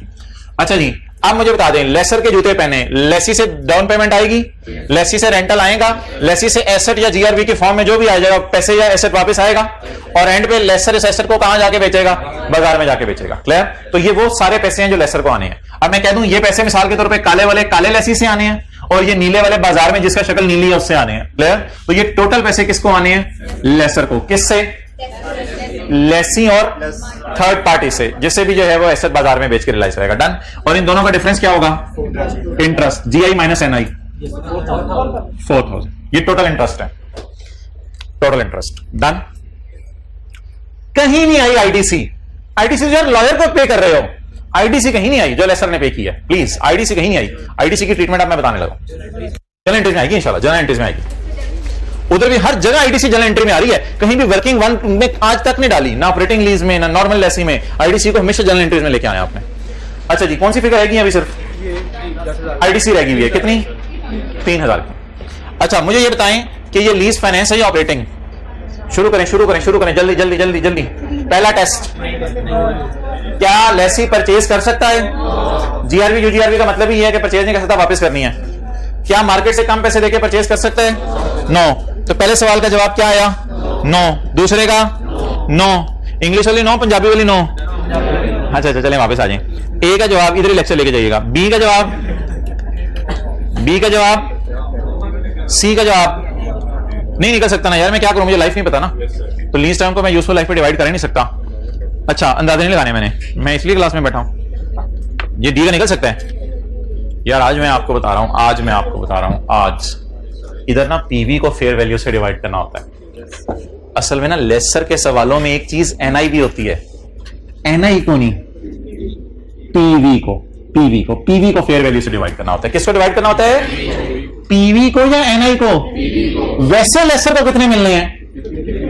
लेसी से। तो पीवी ओवर फेयर वैल्यू लिखा, किसी को याद हो वहां पे? आज मैं पहली दफा बता रहा हूं, असल में आज तक यूजीआरबी मैंने डाली नहीं थी सवालों में जानबूझ के। तो पीवी को फेयर वैल्यू से डिवाइड करना होता है। पकड़ें पीवी, डिवाइड करें फेयर वैल्यू से, बोलें पीवी 5124 डिवाइडेड बाय 50,000। जवाब 90% से ज्यादा आ रहा है, तो इसलिए अगर 90,000 से ज्यादा आ रहा है, 90% ज्यादा आ रहा है, तो जवाब क्या आ गया? यस। अगला टेस्ट लगाने की जरूरत ही नहीं, वैसे स्पेशल नेचर का एसेट नहीं है। पांचों में से एक का जवाब भी क्या आ जाए? यस। तो खड़े खड़े ये कौन सी लीज बन जाती है? फाइनेंस लीज बन जाती है। नोट डाउन, ये ज्यादा इंपॉर्टेंट बात थी आज। एनआई को फेयर वैल्यू से डिवाइड नहीं करना, पीवी को। पीवी और एनआई में सिर्फ क्या डिफरेंस होता है? काले और नीले का फर्क होता है सिर्फ। काला उठाना है, नीला नहीं उठाना। नीला उठाना तो नीला नीला हो जाएगा।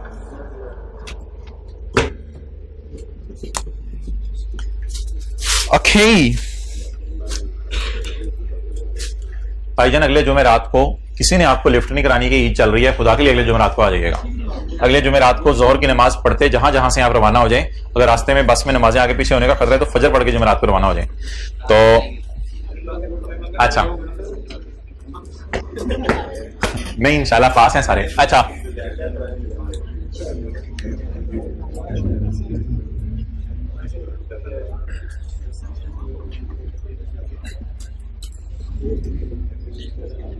सीए फाइनल की अपनी तरफ से आखिरी अटेम्प्ट देने गया। 4 पेपर थे, 4 पेपर पहली दफा दे रहे थे 4 पेपर। तो एक उसमें था बिजनेस फाइनेंस डिसीजन। तो मेरी बस यही दुआ थी कि ये पास हो जाए, बाकी फिर भी कर ही लेंगे। तो ये पास हो गया, ये पास हो गया, ये पास हो गया, ये रह गया। 3 पास हो गए, ये रह गया। बहरहाल ये उससे अगली दफा में निकल गया। तो सर आसिफ और मेरा 31 जनवरी को आर्टिकल खत्म होने थे, 28 जनवरी को रिजल्ट आ गया था, इसमें पास हो गए थे। तो मेरे ख्याल से विद इन आर्टिकल्स पास करना बड़ा आसान होता है। बंदे में जज्बा होना चाहिए, और सीए इंटर भी 2 साल में हो जाता है। बंदे में जज्बा होना चाहिए और बंदा होना चाहिए। ओके, पढ़ें जी आगे। बोले बोले बोले बोले बोले बोले जनरल एंट्रीज करना शुरू करें। एसेट लेसर की पहली एंट्री बताएं। Asset debit, cash credit, asset debit. बोले बोले बोले बोले यार, कभी भी ऐसे हो ना एकदम सवाल आ जाए लेसर का और आपको सब भूला पड़ा हो, तो आप इस तरह ना उंगली से आपने मेरे से दूर इशारा करना है, घर बैठ के नहीं, इधर से आपने ना दूर से इशारा करना है। Sir 1 minute, may I go to page number, क्या आप हद होगी, मैं कह रहा हूं क्लासें इधर ले जाएं आप, तो आपने कहना है sir may I go to page number 65,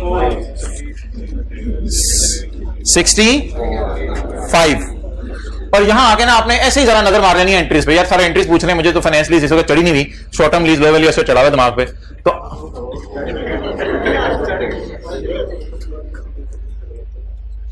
page number 60, page 65, क्या जी लेसर की क्या एंट्रीज हैं? Asset debit, lease receivable debit, asset credit, और cash debit, lease receivable credit, interest income credit. तो ये लेसर की एंट्रीज हैं। तो कभी भी अभी थोड़ी देर पहले मैं ना असल में ऑपरेटिंग लीज की सुबह एंट्रीज की थी, उस वक्त भी कुछ की शक्लें ना बनी हुई थी, हालांकि ऑपरेटिंग लीज की ये एंट्री है, एसेट खरीदा, आया, कमाया और डेप्रिशिएट हुआ। तो ये ज्यूल्स हैं जो पेज नंबर 64 और 65 पे साथ वाले की किताब में अवेलेबल हैं, जिसको यूज करने आ गए उसके मजे। अच्छा बताएं जी लेसर की एंट्रीज क्या होती हैं? 1 जनवरी 2005, बोलें जी। आज आप जो मैं ब्रैकेटें लगाऊंगा ना, ब्रैकेटें, वो आपकी जिंदगी बदल सकती हैं, यानी F2 पास करा सकती है, मतलब ये है। तो मैं जो ये ब्रैकेटें लगाऊंगा ना, ब्रैकेटें आपने देखनी है। एसेट किस पे बुक होगा जी? फेयर वैल्यू पे बाजार से खरीदेंगे, कितने का? सवाल से देखें ना, एसेट बाजार से कितने का खरीदा है?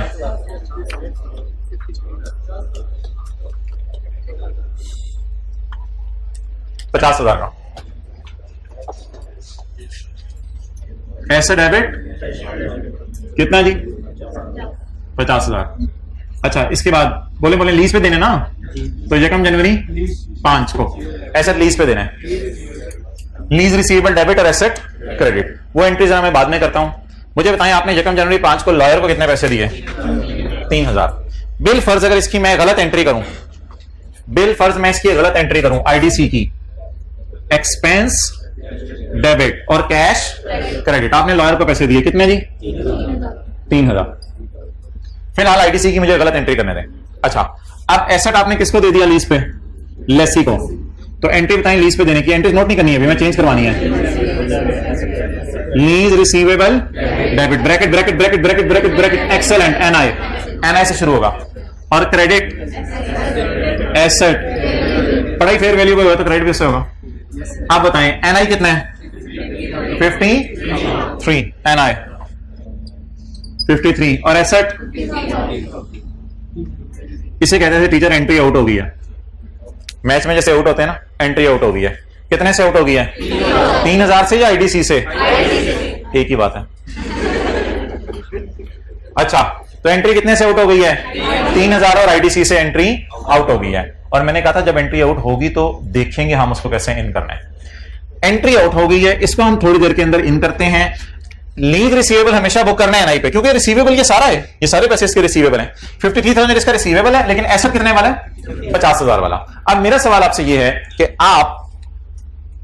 आपने खाया बर्गर, आपने एंट्री की एक्सपेंस डेबिट 50 रुपए, शामी बर्गर खरीदा आपने, कैश क्रेडिट 50 रुपए, 80 का हो गया। अच्छा जी तो आपने क्या एंट्री, कैचअप काम डलवाया करना, एंट्री क्या किया आपने? Expense debit cash credit. अम्मी से आपने फोन पे बात की, अम्मी मैंने बर्गर खाया, अम्मी मैंने बर्गर खाया। अम्मी ने कहा बेटा एंट्री तो कर ली है? हाँ अम्मी एंट्री कर ली है। क्या बेटा? Expense debit cash credit. बेटा बर्गर डेबिट क्यों नहीं किया? क्योंकि अम्मी वो तो नजर नहीं आ रहा। तो expense debit cash credit, entertainment expense, जो मर्जी नाम इसका रख दें, एक्सपेंस डेबिट कैश क्रेडिट। अम्मी ने फोन बंद करने से पहले कहा बेटा मेरे से पैसे रिसीव कर लेना, मेरे से पैसे ले लेना, मेरे से पैसे रिसीव कर लेना। Receivable from sweet mom debit, receivable from mom debit, और खुशी क्रेडिट या एक्सपेंस क्रेडिट एक ही बात है। खुशी क्रेडिट करते हैं, बच्चे तो आपकी खिलेंगी, दोस्त कहेंगे क्या हुआ छठ यार इतनी खुशी हो रही है कसमें, कल दोबारा खाएंगे। अच्छा लेकिन दोबारा फोन ना कर दीजिएगा। अच्छा तो रिसीवेबल डेबिट, खर्चा कम करूं या खुशी बढ़ाऊं? ऐसे हाथ करें, एक ही बात है, एक ही बात है। खर्चा कम करूं या खुशी बढ़ाऊं? ठीक ही बात है। खर्चा क्या कर दिया हमने? कम कर दिया। खर्चा कम कर दिया। मोहतरम, इसे कहते हैं खर्चे का बर्डन दूसरों पे डालना। खर्चे का बर्डन दूसरों पे डालना। इसकी मिसाल एक और होती थी, शायद इंट्रो की क्लास में आपको याद हो। कैश गया नहीं, कैश चोर ले गए। चोरी एक्सपेंस डेबिट, रिसीवेबल फ्रॉम चोर तो नहीं करते ना। रिसीवेबल फ्रॉम चोर कहां से होता है, पता ही नहीं कौन है। तो जो चोर जब कैश लेके जाता है क्या करते हैं? ऊपर देख रहे हैं, ऊपर देख रहे हैं। चोर जब पैसे लेके जाता है क्या एंट्री करता है businessman? Expense debit cash credit, या security camera credit, expense debit cash credit. और जब इंश्योरेंस कंपनी से पैसे उसको मिलने की उम्मीद लग जाती है तो क्या एंट्री करता है? Receivable debit expense. जो एक्सपेंसेस दूसरों पे डाल दिए जाएं, उन एक्सपेंसेस को अगर रिकॉर्ड ही ना किया जाए तो कैसा लगेगा आपको? बोले अच्छा लगेगा, मान जाए। जो एक्सपेंसेस दूसरों पे डाल दिए जाएं, वो एक्सपेंसेस अगर डेबिट ना भी किए जाएं तो क्या हर्ज है? फर्ज करें बर्गर खाते खाते ये वाली जर्नल एंट्री करने से पहले आपने मॉम को फोन कर दिया, मॉम आई एम खाइंग बर्गर, बेटा मेरे से पैसे ले लेना। अब आप खर्चा बुक ही नहीं करेंगे, अब आप हाई लेवल की एंट्री करेंगे, रिसीवेबल फ्रॉम अम्मी debit and cash paid to बर्गर वाला क्रेडिट। तो आप खर्चा बुक करके रिवर्स करेंगे या बुक ही नहीं करेंगे? तो मोहतरम, ये जो खर्चा मैंने बुक किया है ना, इसको मैंने क्रेडिट करना है। क्रेडिट किया जैसे, इसको मैंने क्रेडिट करना है और इसको मैंने लोगों से लेना है, लोगों से लेना है। रिसीवेबल, रिसीवेबल ये वाला खर्चा मैंने लोगों से लेना है। लेसर कहते हैं मैं पागल नहीं हूं, लॉयर को पैसे देके जो है वो खुद अपने आप को जो है वो मुश्किल में डलवाऊं, मेरे खर्चे बढ़ते जा रहे हैं। ना सिर्फ तेरे से एसेट के पैसे रिकवर करूंगा, बल्कि तेरी जान ले लूंगा, मेरे लॉयर को जो मैंने पैसे दिए वो भी तेरे से रिकवर करूंगा। तो खर्चा क्रेडिट, खर्चा क्रेडिट। अब दो एंट्रीज बताएं। अगर लेसर कहता है कि ये मेरा खर्चा है, तो लेसर एंट्री करेगा expense debit amount paid to lawyer cash credit.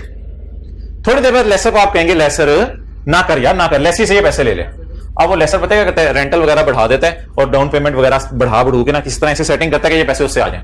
तो ये तो लेसर के हाथ में है ना, कितनी डाउन पेमेंट लेनी है, कितना रेंटल लेने हैं। तो लेसर निगोशिएट करके उसको बातों बूतों में ना इतने पैसे उससे ले लेता है, अकलमंद बंदा होता है, इतने पैसे ले लेता है कि इसका ये वाला नुकसान भी रिकवर हो जाए। तो फिर असूली तौर पे लेसर क्या करेंगे? पहले खर्चा बुक करेंगे, बाद में लेसर कहेंगे नहीं नहीं नहीं नहीं यार, खर्चा बुक करने की जरूरत ही नहीं, खर्चा खत्म कर दो क्योंकि ये पैसे क्या हैं। अब ये एंट्री देखें जरा, एक्सपेंस डेबिट कैश क्रेडिट। अगली एंट्री देखें, expense debit cash credit receivable debit spend. तो बोले आईटीसी का खर्चा, लेसर की क्या कोशिश होती है, किस पे बर्डन डाल दें? लेसी पे। इसलिए ये सारी एंट्री मैं मिटाने लगा हूं। इसकी जगह अगर खाली एक एंट्री हो जाए रिसीवेबल डेबिट कैश क्रेडिट, तो भी तो गुजारा चल सकता है। उसका तरीका ये हुआ करेगा, हम खर्चा बुक ही नहीं किया करेंगे। खर्चा डेबिट, खर्चा क्रेडिट, खर्चा बुक ही नहीं किया करेंगे। अब बताएं, दोनों एंट्रीज आउट हुई पड़ी हैं, क्या करें? अब वो पकड़े उसकी तरह, चलो इसको खींच के नहीं चले, कंट्रोल सी नहीं, वो फिर उधर ही रह जाएगा। 3000 बुलवाया ना कर। कैश कितना? 3000 रुपया। तो भाईजान there will be no separate journal entry for IDC. इस एंट्री के साथ ही एंट्री मर्ज हो जाया करेगी और ये जवाब हमेशा बराबर आया करेगा, जवाब हमेशा बराबर आया करेगा। नहीं, ये कंपल्सरी है, जो चॉइस होगी वो मैं बताऊंगा, ठीक है। अब थोड़ी सी ना आपने यहां उर्दू में एक बात लिखनी है, यहां पे उर्दू में एक बात लिखनी है। लेसर आईडीसी को खर्चे में नहीं डालता, बल्कि इसका रिसीवेबल बुक कर लेता है। ये देख लें, रिसीवेबल नजर आ रहा है आपको। लेसर आईडीसी को खर्चे में नहीं डालता, उसी सफे पे किताब में जगह है काफी, चलें जहां भी कर रहे हैं आप। लेसर आईडीसी को खर्चे में नहीं डालता, बल्कि रिसीवेबल बुक कर लेता है।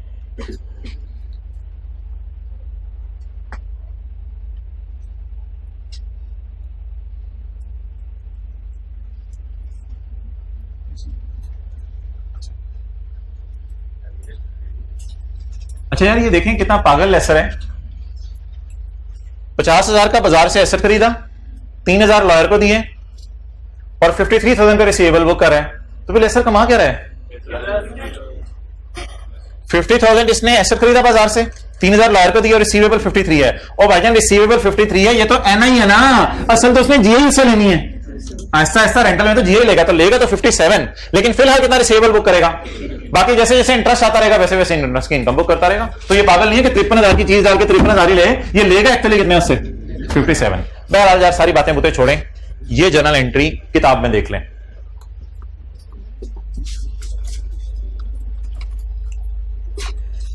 पेज नंबर 65, ये हमने क्वेश्चन मार्क लगाया हुआ था।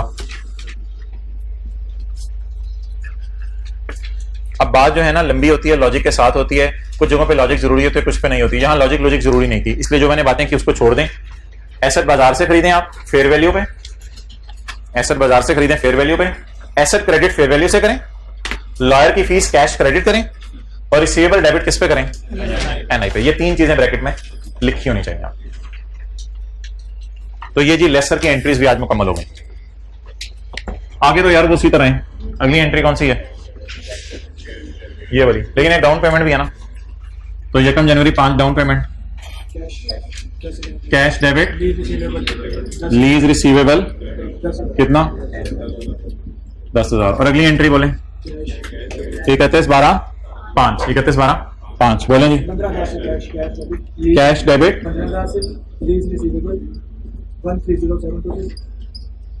और इंटरेस्ट। ये एंट्री क्यों नहीं पूरी हो सकती, अभी तक अमोर्टाइजेशन शेड्यूल हमने नहीं बनाया। तो अमोर्टाइजेशन शेड्यूल छोटा सा बना लें, टाइम जाया करते हैं।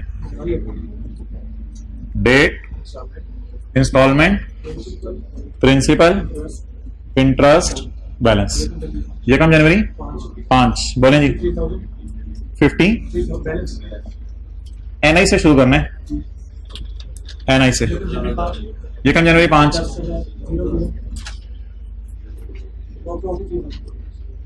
43,000, 31/12/5 13-299-28। पहले आपने तैयार होकर आना है। मैन्युफैक्चरर डीलर लेसर का एक जबरदस्त किस्म का सवाल करना है। एक हमने कल कर लिया था, एक अब आने वाले कल में करेंगे। तो लीज रिसीवेबल, ये बस पहले साल की जनरेटिव मांगी थी।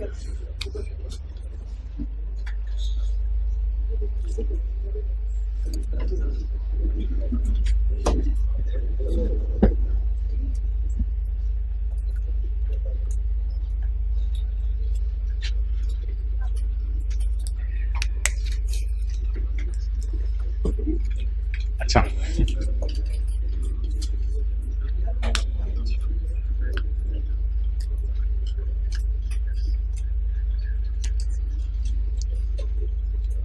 जल्दी जल्दी बताएं क्या क्या रह गया, क्या करना है। जल्दी बताएं क्या रह गया, क्या करना है। हाथ खड़ा करें, हाथ खड़ा करके बताना है। हाँ नहीं, P&L नहीं, क्या रह गया जल्दी बताएं। मैच्योरिटी एनालिसिस नहीं। और भाई अगर आपने नोट्स पकड़े हैं तो उस पर तो मैंने टेंटेटिव प्लान लिखा होता है, वो टेंटेटिव प्लान लिखा होता है, वो फाइनल नहीं होता, वो छोड़ें। वो तो पता नहीं क्लास किस रुख पे चलती है। हाँ बोलें यार। अब मैं क्या कहूं, अब क्योंकि मुझे क्या होता है, आप क्या सोच रहे हैं, अब हम कुछ और सोच रहे हैं, आप कुछ और सोच रहे हैं। अब हमारी सोचें अपनी हैं। अब मुझे सोच रहे थे वो लिखा कहाँ हुआ था मेरे।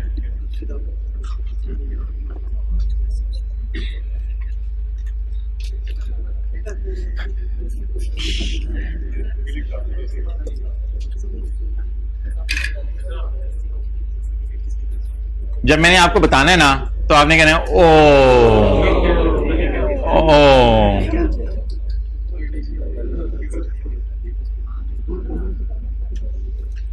ये क्वेश्चन मार्क फिल करना रह गया। ये क्वेश्चन मार्क मैं कहने लगा था, आप अभी बताएंगे। बता दें जी, क्वेश्चन मार्क की जगह क्या लिखूं मैं। दूसरी वाली एंट्री लिखा देना, दूसरी वाली। लीज रिसीवेबल डेबिट कितने से, एनआई से, कैश क्रेडिट और एसेट क्रेडिट किससे,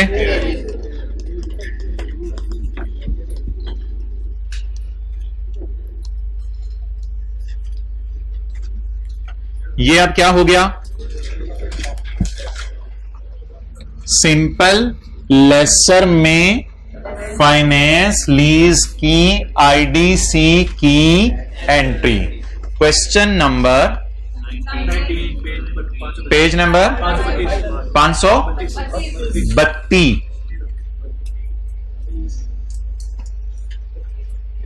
अच्छा, पूरी पिक्चर लेनी है?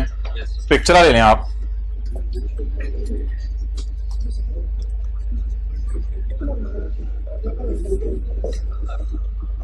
तो ये थी जी IDC।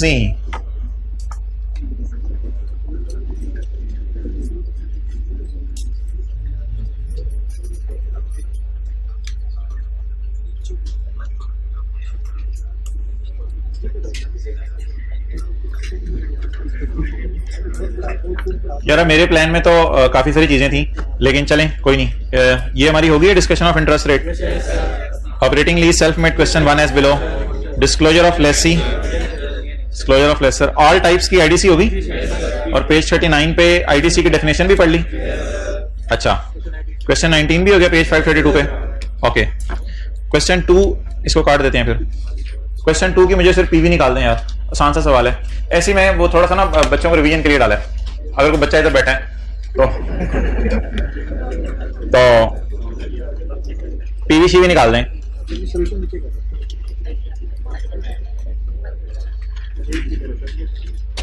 पीवी निकाल दो ना भाई मेरे चांद, मेरे डियर। क्लास हैंड्स भी लगा के लेक्चर लेना घर में, मेरे चांद जल्दी करो, पीवी शीवी निकाल दो। चांद निकलना ना चलो चलो जल्दी।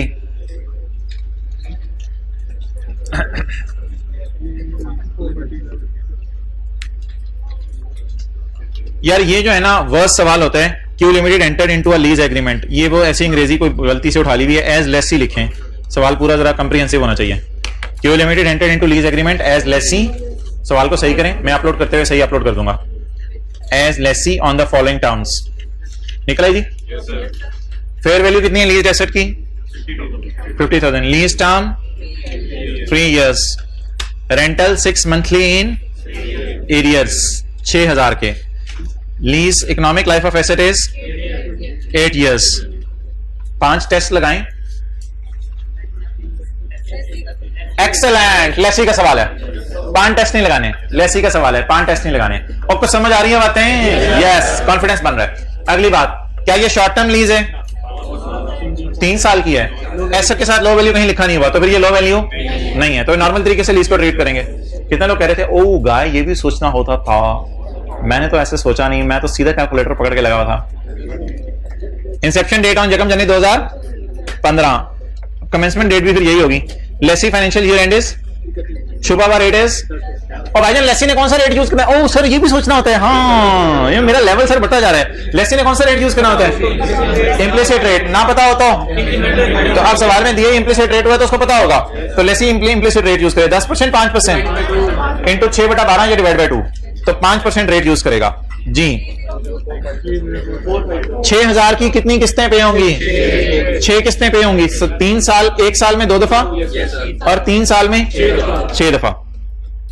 तो 6,000 1 minus 1 point raise to power minus divided by 0.30454। अच्छा जी, अब ये इंटरेस्ट कितने परसेंट पे लगाया होगा? 5% के ऊपर लगाया होगा। जरा किस्तें बता दें कब कब पे होनी है? 30/15, 31/12, 15।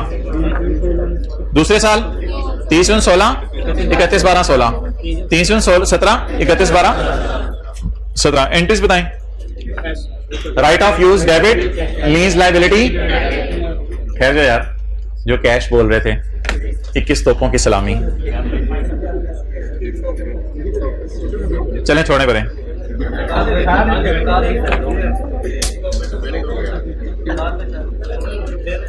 अच्छा 30/15 को एंट्री बोलें तो यार ये सिर्फ रिवीजन हो रही है। आप लोग तो लेसी भूलना चाहिए। थोड़ी थोड़ी देर बाद लेसी का मैं बीच में इसलिए सवाल लेता हूँ, लेसी भूलना पड़ा हो। आज तो सुबह सुबह ऑपरेटिंग लीज भी की है, सुबह सुबह आते ही, और अभी जो है वो फाइनेंस लीज भी की है, और अभी लेसी भी कर लिया। आपको पता नहीं कि आपका लेवल क्या था जब आप क्लास से जा रहे होते हैं। कैश क्रेडिट, लीज लायबिलिटी और interest expense. Cash credit, lease liability, debit, interest expense, और यहां पे रुक के एंट्री होगी depreciation, debit, account deduction. Lessee depreciate कैसे करता है? ओनरशिप ट्रांसफर नहीं होनी तो shorter of lease term and so what is shorter guys 3। तो कितने सालों में डेप्रिशिएट करेगा? 3 सालों पर करेगा। क्लियर?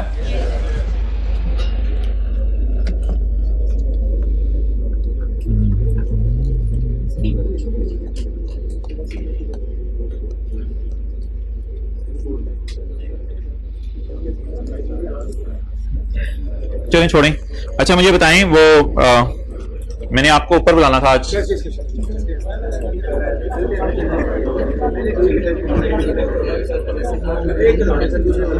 मैंने आपको ऊपर बुलाना था तो आप नीचे बैठे हुए हैं। तो जिन्होंने टेस्ट नहीं दिया वो इस सवाल का सिर्फ रेंटल निकाल दें। तो भाई जिन्होंने टेस्ट नहीं दिया उनको 1 मिनट दे दो, सवाल पढ़ लेने दो यार, तुम्हारी मेहरबानी। कल लेटर पकड़े। रेंटल नहीं दिया ना, रेंटल निकालना पड़ेगा।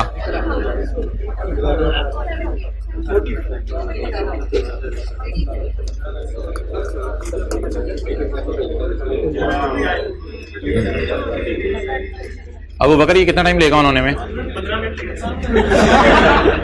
क्या?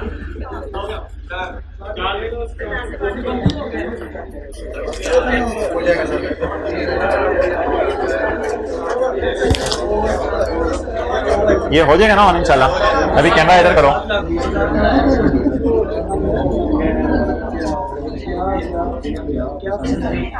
क्या पसंद करेंगे होमवर्क में?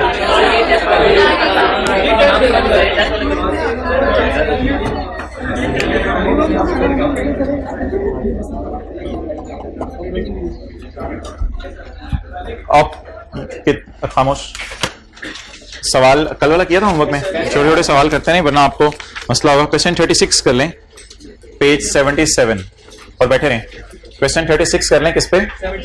पेज 77। अच्छा अब अगर मैं नजर नहीं भी आ रहा तो मेरी आवाज आप तक पहुंच रही है, वो आवाज ही कॉफी है, चाय नहीं है, वो आवाज ही कॉफी है। अच्छा मेरे सवाल का जवाब दीजिएगा कि 1 साल में, बस रिलैक्स हो जाए यार, टेक लगाओ दीवार के साथ, बाल नहीं लगाने बस दीवार को, ऑयल लग जाएगा। अच्छा मुझे बताओ साल में अहमद साल में कितनी दफा 2 महीने आते हैं? खीर कर दिया आप लोगों ने, मैं जा रहा हूं। साल में कितनी दफा 2 महीने आते हैं? 6 दफा। 2 साल में कितनी दफा? 12 दफा। और 3 साल में कितनी दफा? 18 दफा। तो 3 साल में 18 दफा क्या आते हैं?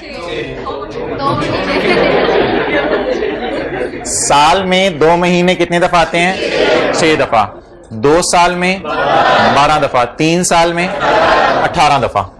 तो एक सवाल आया था, कुछ लोगों ने जाके एक रूम में बैठ के दिया था, उसमें 3 साल का रेंट था 7,20,000। 3 साल का रेंट था 7,20,000। कुछ बच्चों ने इस 7,20,000 को डिवाइड किया 18 से, मंथ नहीं है ये, मंथ नहीं है, कुछ ने इनको डिवाइड किया 18 से, तो उनका निकल आया 2 महीने का रेंट। उनका निकल आया 2 महीने का रेंट। कितना? 40,000, क्योंकि रेंट 2 महीने बाद पे हो रहा था। और जिन लोगों ने इस तरह सोचा कि साल में है 12 महीने, अगले साल भी 12 महीने, अगले साल भी 12 महीने, तो टोटल महीने 36, तो उन्होंने फिर 36 महीनों से डिवाइड किया, तो फिर 1 महीने का किराया निकल आया। फिर 1 महीने का किराया निकल आया। गालिबन सोल्यूशन में भी मैंने इस तरह किया हुआ है, लेकिन इस तरह मजा नहीं आया, मजा पहले वाली बात में था। तो सोल्यूशन में इस तरह किया हुआ है। तो किराया कितने अरसे का निकल आया? 1 महीने का। तो किराया हर महीने पे हो रहा था या 2 महीने का पे हो रहा था? 2 महीने का। तो 20,000 महीने का किराया है, तो 2 महीने का किराया 40,000। अब 2 महीने बाद किराया पे हो रहा था। अब मुझे आप बता दें कि जिस वक्त मैंने डिस्काउंटिंग करनी थी, तो डिस्काउंटिंग करते हुए प्रेजेंट वैल्यू जब निकालनी थी, तो मुझे बता दें साल में कितनी दफा 2 महीने आएंगे? 6 दफा। तो 3 साल में तो 2 माही कितनी किस्तें उतारेंगे? 18। कोई एडवांस में नहीं थी, सारी की सारी एरियर में। अगर किस्त 2 माही तो रेट भी 2 माही।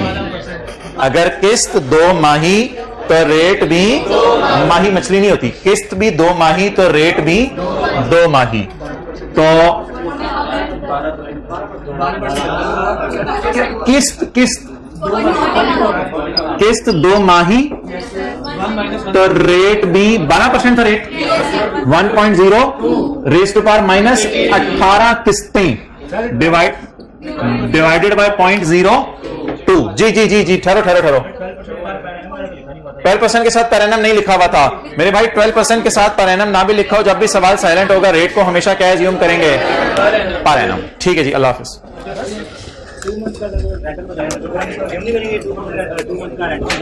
नहीं नहीं, रेट को फिर आप पूरा एज्यूम करो, कोई नहीं, फिर उसी बात के नंबर कटेंगे बस।